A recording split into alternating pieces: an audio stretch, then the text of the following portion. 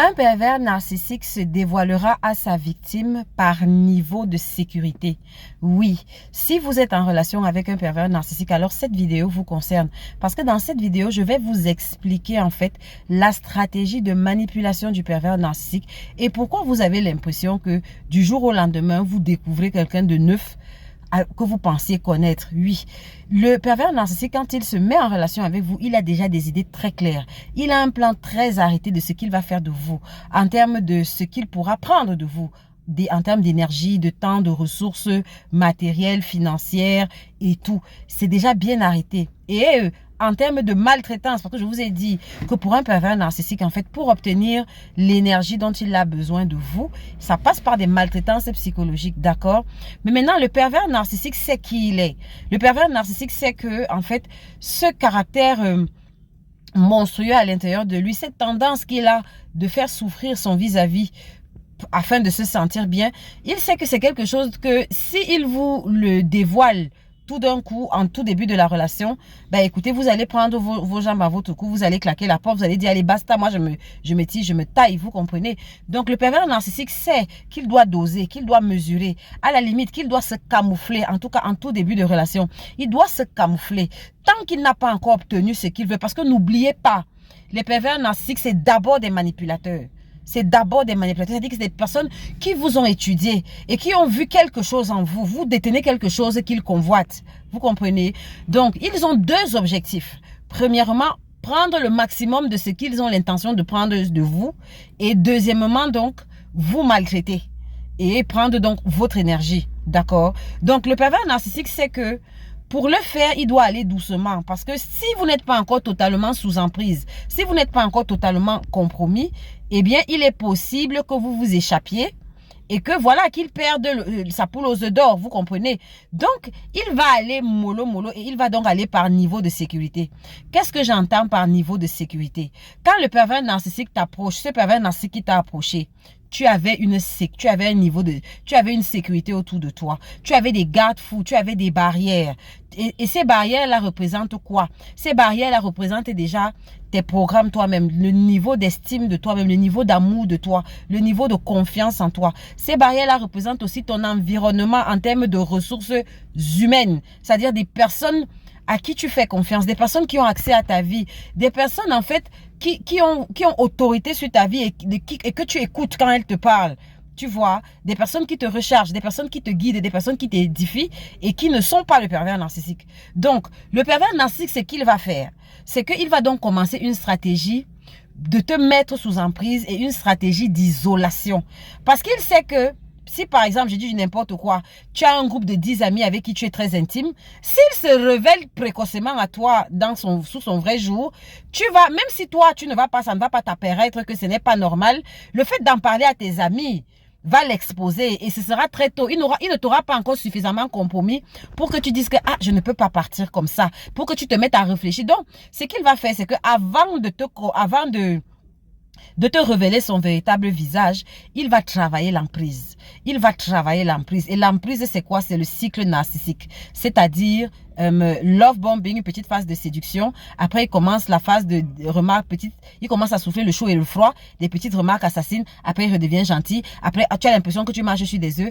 Et après la phase d'orage narcissique, il te pond une dispute pour n'importe quoi, sans motif que tu n'as pas vu venir. Et après, il fait comme, il te boude, il te jette à la poubelle, la phase de discard, et après il revient.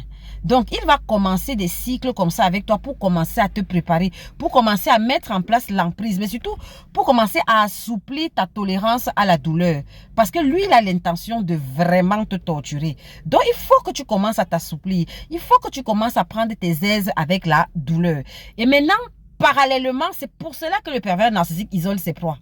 Il va donc commencer un travail maintenant pour saper tout ton environnement, toutes les personnes proches qui sont autour de toi, les personnes qui sont garantes de ta sécurité, entre guillemets. Il va commencer donc un travail pour te séparer de ces personnes-là, pour t'isoler. Et donc, j'ai décrit ça dans pas mal de mes vidéos YouTube. Il va commencer à te discréditer, à discréditer ces personnes auprès de toi. Ou bien, il va commencer à avoir des attitudes où quand il voit que tu es déjà sous emprise, il ou elle, si c'est une femme, se comporte désagréablement, ou bien te refuse certaines choses auxquelles tu as droit parce que tu as mentionné le nom de ces personnes-là. Donc, tout ça, le but, en fait, c'est de te détacher de ces personnes. Ce qui fait que progressivement, tu vas te retrouver seul, isolé, et donc tu seras à sa merci totale. Et donc, ce n'est que là, parce que les pervers narcissiques ont horreur d'être exposés.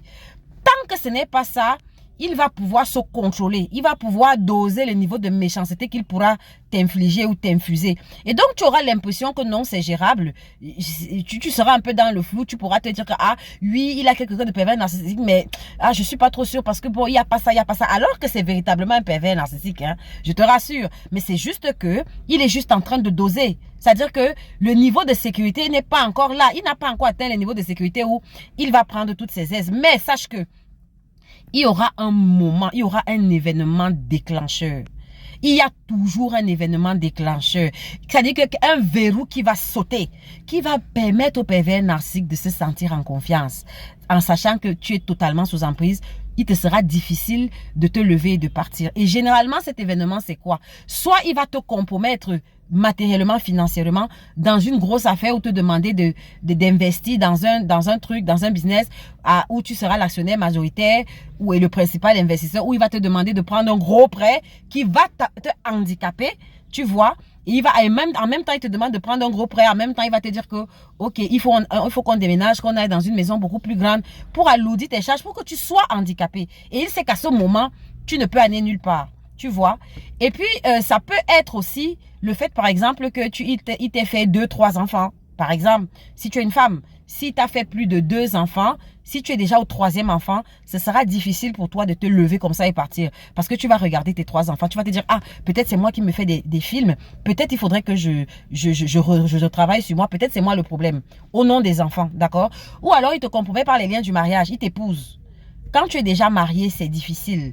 Tu ne vas pas te lever comme ça sur un coup de tête au bout d'un orage narcissique et dire que je divorce. D'accord? Maintenant, l'autre chose qu'on ne parle pas souvent et que je vais aborder dans cette vidéo, c'est quoi? C'est qu'il y a une personne majeure dans ton entourage qui représente ta sécurité. Généralement, c'est une personne qui a une figure parentale. Ça peut être ton père, ça peut être ta mère, ça peut être un parrain, un oncle, une tante. Bref, quelqu'un qui a tellement d'autorité dans ta vie et donc pas mal de choses du pervers narcissique, pas mal de petites affaires du pervers narcissique dépendent encore de cette personne-là, que ce serait risqué pour le pervers narcissique de commencer à trop te manipuler comme il a envie de faire. Parce que s'il le fait, cette personne va intervenir, va frapper le poing sur la table et ce ne sera pas bon pour les petites affaires de PN. Donc, le moment fatidique, c'est aussi peut-être lorsque cette personne-là n'est plus. C'est-à-dire soit PN parvient à te gâter, à te mettre en pétard avec cette personne et tu te comportes tellement mal parce que tu es manipulé par ce pervers narcissique que maintenant tu n'es plus sous l'influence de cette personne-là. Tu n'es plus sous son autorité. D'accord? Tu prends ton indépendance. Ou alors, il arrive quelque chose à cette personne qui s'affaiblit. Par exemple, une maladie. Si c'est un parent, si c'est un parrain, il tombe gravement malade, il a une maladie incurable. Ou bien alors il décède. À partir de ce moment, sois-en sûr. Tu verras le véritable visage du pervers narcissique. Le dernier élément déclenchant que je peux vous dire, c'est quand PN a obtenu totalement ce qu'il voulait. Parce que les pervers narcissiques, je vous dis, c'est des manipulateurs. Peut-être il voyait en vous une poule aux œufs d'or qui devait lui donner, allez, je dis du n'importe quoi, 100 œufs en or qui lui permettrait de faire ça, ça, ça. Donc, quand il a obtenu les 100 œufs et qu'il a déjà fait ça, ça, ça et ça, tel qu'il avait planifié, à ce moment maintenant, tu ne lui es plus d'aucune utilité et donc, il peut se révéler au grand jour. Il y a toujours un événement déclencheur. Tant que tu n'as pas franchi cette étape, tu ne pourras pas connaître le véritable visage de cette personne. Et ce n'est qu'à partir de cet événement déclencheur que tu pourras donc voir la véritable nature du monstre qui est en face de toi. Et c'est d'ailleurs pour ça que les pervers narcissiques ne blaguent pas avec leur harem. C'est pour cela qu'ils ont toujours des plans B, plan C, plan D jusqu'à Z. Parce qu'ils savent qu'avec la proie principale, en fonction du niveau de sécurité débloqué, ils doivent y aller mollo, ils doivent doser. Donc ils se cherchent des proies de bras garde qui vont manipuler en attendant que le gigot principal soit à point. Est-ce que tu comprends? J'espère que tu comprends que le gigot dont il s'agit, c'est peut-être toi. Donc, réveille-toi et prends soin de toi et fais gaffe. Ciao.